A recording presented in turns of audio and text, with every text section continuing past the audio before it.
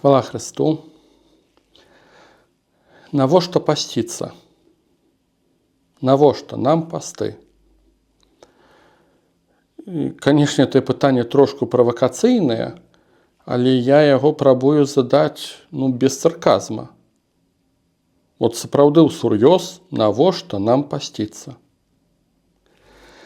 У Евангелі гучыць матыў, калі вучні Янавы прыйшлі да Езуса і сказалі: чаму мы і фарысеі посцім шмат, а твае вучні не посцяць? Вучні Янавы, Яна Хрысціцеля, это не ворагі Хрысту. Это тыя, хто пасля некаторыя стануцца апосталамі, многія стануцца паслядоўнікамі Хрыста. І яны задаюць Хрысту не варожае пытанне. Яны задаюць мірнае, адэкватнае пытанне, добрае пытанне. Чаму мы пасцімся, а вы не пасціцеся? І недзе на фоне вось гэтага пытання я задаю пытанне увогуле, навошта нам пасты? І калі ў нас адзіны адказ таму, што прыйшоў Вялікі пост, прыйшла пятніца, такая традыцыя, так было заўсёды, так трэба, гэта слабы аргумент для паста. У нас тады часта рэсурсаў няма. Нам тады цяжка гэтыя пасты даюцца, бо мы на самой справе мы не ведаем навошта. Калі мы будзем ведаць, навошта, чаму мы пасцімся, і ў нас патрэба ёсць такая, тады окей. Цар Давід, калі пасціўся, ён рабіў гэта таму, што была пагроза жыццю ягонаму сыну. Ён спадзяваўся, што сын такім чынам, цудоўным чынам будзе аздароўлены. Калі сын памёр, Давід перастае пасціцца. То есть пост – это у яго выпадку гэта ахвяра, которую ён складае Богу, падмацоўваючы сваю малітву.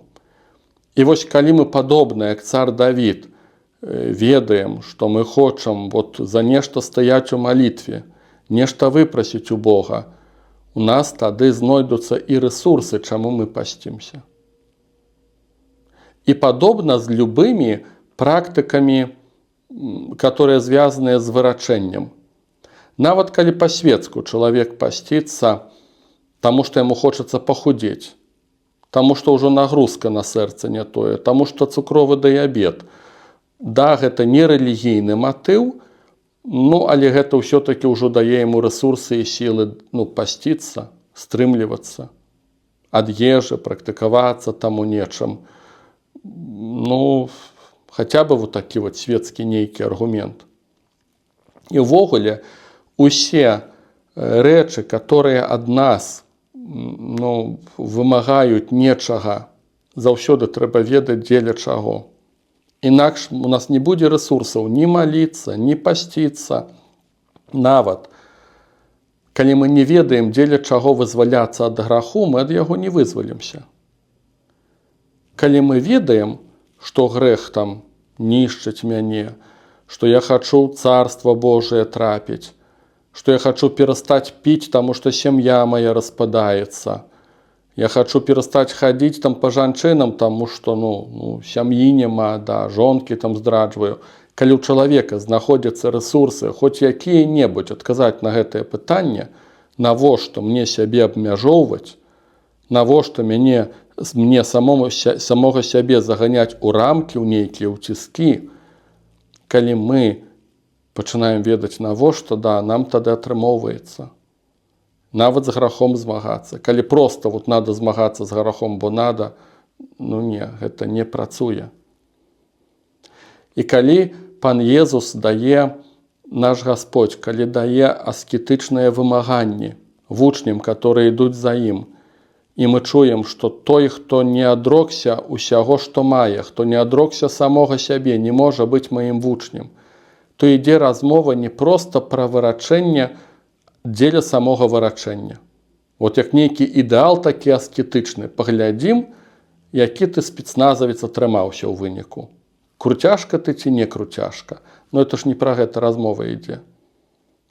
А пра тое, што калі мы ўсур'ёз хочам ісці за Господам, у нас няма рэсурсаў усюды паспець і зусім справіцца.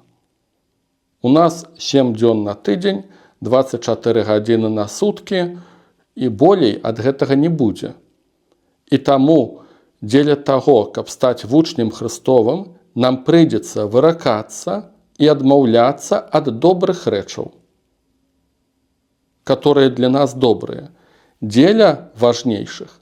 І вось калі ты вызначаешся, што для цябе быць вучнем Хрыста, пазнаць Слова, мець адносіны з ім, калі для цябе гэта сапраўды важна, ты тады гатовы будзеш адрачыся самога сябе і многіх добрых рэчаў, таму што ў цябе рэсурсы не абмежаваныя. І табе трэба адрачыся многага дзеля таго, каб засяродзіцца на галоўным. Калі мы гэтага не ведаем, калі ў нас няма такой установкі, што дзеля Царства Божага, дзеля Хрыста, дзеля адносінаў з ім, мы не будзем выракацца самі сябе. Бо навошта?